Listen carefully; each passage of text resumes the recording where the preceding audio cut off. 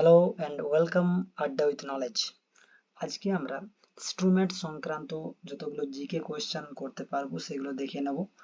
RRB এনটিপিসির ক্ষেত্রে PYQ এবং পরবর্তী যে পরীক্ষাগুলো রয়েছে সেগুলোর ক্ষেত্রে প্রযোজ্য হবে কোয়েশ্চেনগুলো।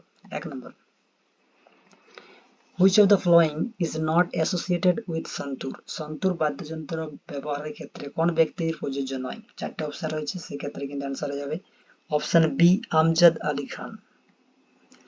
2 number question, which of the following instruments was V. Valsara associated?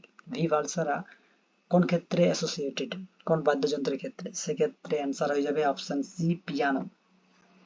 3 number, which of the following musical instrument is not Indo-Islamic in origin? Indo-Islamic origin কোন ইনস্ট্রুমেন্টটি নয়? সেক্ষেত্রে কিন্তু অ্যান্সার হয়ে যাবে বীণা। বীণা বাদ্যযন্ত্র, যেটি তোমরা কিন্তু সবাই দেখেছো সরস্বতী দেবীর হাতে থাকে। 4 নম্বর, which of the following is not a wind musical instrument? বায়ু দ্বারা প্রবাহিত কোন ইনস্ট্রুমেন্টটি নয়? সেক্ষেত্রে অ্যান্সার হয়ে যাবে খোল। 5 নম্বর, which of the following pairs is not correctly match? কোনটি সঠিকভাবে মিশছে না বা কারেক্টলি ম্যাচ নয়?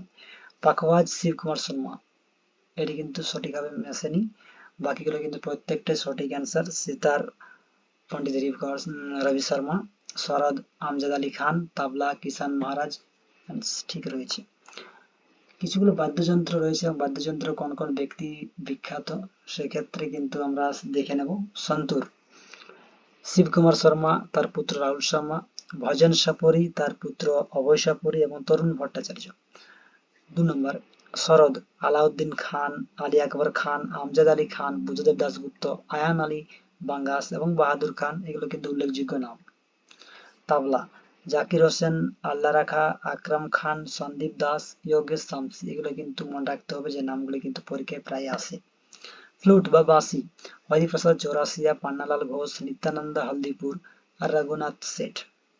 সেনাই বা বাংলায় বাঁশি, বাঁশি বলতে সানাই বিসমিল্লাহ খান, উস্তাদ আলী খান এবং কৃষ্ণরাম চৌধুরী, এগুলো কিন্তু সানাইয়ের ক্ষেত্রে উল্লেখযোগ্য নাম।